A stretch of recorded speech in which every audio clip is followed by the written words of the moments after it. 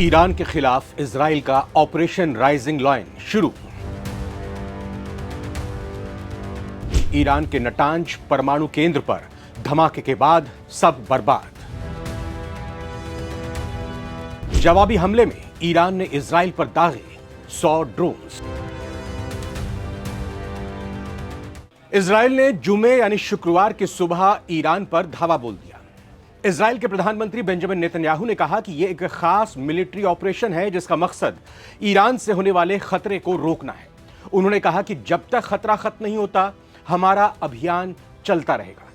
Israel के आधिकारिक बयान में कहा गया है कि यह कार्रवाई ईरान से संभावित मिसाइल और ड्रोन हमलों के खतरे को देखते हुए की गई है। इसके साथ ही इजराइल में इमरजेंसी घोषित कर दी गई है। ईरान के सर्वोच्च नेता अयातुल्लाह अली खामनेई ने कहा है कि इजराइल ने ईरान पर हमला करके बहुत बड़ी गलती की है और अब उसे कड़ी सजा भुगतनी पड़ेगी। उन्होंने कहा कि आज सुबह इजराइल ने हमारे देश के रिहायशी इलाकों पर हमला किया। इससे उसने अपनी गंदी और हिंसक सोच को साफ दिखा दिया है। अब उसे इस जुर्म की सजा जरूर मिलेगी। खामनेई ने यह भी कहा कि इस हमले से इजराइल ने अपने लिए एक दर्दनाक अंजाम तय कर लिया है और वो अंजाम उसे जरूर मिलेगा। संयुक्त राष्ट्र में इजराइल के राजदूत डैनी डैनॉन ने कहा है कि इजराइल ने ऑपरेशन राइजिंग लायन नाम का सैन्य अभियान शुरू किया। यह ऑपरेशन ईरान के परमाणु और मिसाइल ठिकानों को निशाना बनाने के लिए चलाया जा रहा है। उनका कहना है कि इससे इजराइल और दुनिया को एक बड़े खतरे से बचाया जा रहा है। ईरान के नटांज परमाणु केंद्र में एक तेज धमाका हुआ। स्थानीय रिपोर्ट्स के मुताबिक इस धमाके के बाद इलाके में काला धुआं उठता देखा गया। यह धमाका ऐसे समय पर हुआ जब इजराइल ने ऑपरेशन राइजिंग लायन के तहत ईरान के परमाणु और मिसाइल ठिकानों पर हमले शुरू किए। ईरान की परमाणु एजेंसी के प्रमुख ने कहा है कि नटांज में बना परमाणु रिएक्टर अब पूरी तरह से तबाह हो चुका है। परमाणु ठिकानों पर स्ट्राइक के जवाब में ईरान ने भी इजराइल पर 100 से ज्यादा ड्रोन्स दागे हैं। इंटरनेशनल एटॉमिक एनर्जी एजेंसी यानी IAEA ने कहा है कि ईरान के नटांज परमाणु केंद्र पर इजराइल के हमले के बाद भी वहां रेडिएशन स्तर अभी शुरू नहीं हुआ है, उसमें कोई बढ़ोतरी देखने को नहीं मिली है। IAEA ने बताया है कि कोई परमाणु रिसाव नहीं हुआ है और स्थिति पर लगातार नजर रखी जा रही है। दूसरी तरफ न्यूयॉर्क टाइम्स के मुताबिक IAEA के प्रमुख राफेल ग्रॉसी ने कहा कि ईरान के इस्फहान परमाणु केंद्र को कोई नुकसान नहीं पहुंचा। यह दूसरा परमाणु ठिकाना ईरान का। यह जानकारी ईरानी अधिकारियों द्वारा साझा किए गए अपडेट्स के आधार पर दी गई है। इस बीच ईरान ने ऐलान करते हुए अमेरिका के साथ परमाणु बातचीत अगली सूचना तक रद्द कर दी है। न्यूयॉर्क टाइम्स के मुताबिक ईरान ने अपनी सरकारी टेलीविजन पर घोषणा की है कि वो रविवार को अमेरिका के साथ होने वाली परमाणु बातचीत में हिस्सा नहीं लेगा और यह बातचीत अगली सूचना तक स्थगित कर दी गई है, पोस्टपोन कर दी है। ईरान की न्यूज एजेंसी तस्नीम ने रिपोर्ट दी है कि इजराइल के हमले में 6 प्रमुख परमाणु वैज्ञानिक शहीद हो गए हैं। इन वैज्ञानिकों की मौत को ईरान के परमाणु कार्यक्रम के लिए एक बड़ा झटका माना जा रहा है। वहीं न्यूयॉर्क टाइम्स की माने तो इजराइल की सेना ने तेहरान के आसपास कम से कम 6 सैन्य ठिकानों को अपने टारगेट पर लिया और इन 6 में से 4 परमाणु ठिकाने भी शामिल हैं। हाल के सालों में इजराइल ने इन ठिकानों में से एक नतांज को बार बार निशाना बनाया है, जिसे वो ईरान के परमाणु हथियार कार्यक्रम का एक प्रमुख सेंटर मानता है। इसीलिए इजराइल ने नतांज को निशाना बनाया है।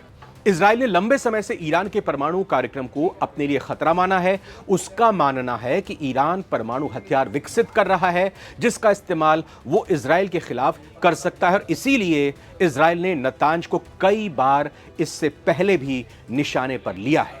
साल 2010 जब साइबर हमला हुआ था, इजराइल और अमेरिका ने मिलकर स्टक्सनेट नाम के एक साइबर वायरस को तैयार किया जिसने नतांज के सेंट्रीफ्यूज को नुकसान पहुंचाया। इस हमले ने ईरान के परमाणु कार्यक्रम को 18 महीने से 2 साल तक पीछे धकेल दिया, इसको डिले कर दिया। साल 2020 में आग और विस्फोट हुआ। नतांज में एक रहस्यमयी आग लगी थी जिसे ईरान ने इजराइल द्वारा किया गया हमला बताया था। इसने सेंट्रीफ्यूज उत्पादन को नुकसान पहुंचाया था। साल 2021 में ब्लैकआउट हुआ था। यहां पर एक और हमला हुआ जिसमें नतांज की बिजली आपूर्ति को निशाना बनाया गया, जिसे ईरान ने परमाणु आतंकवाद करार दिया था।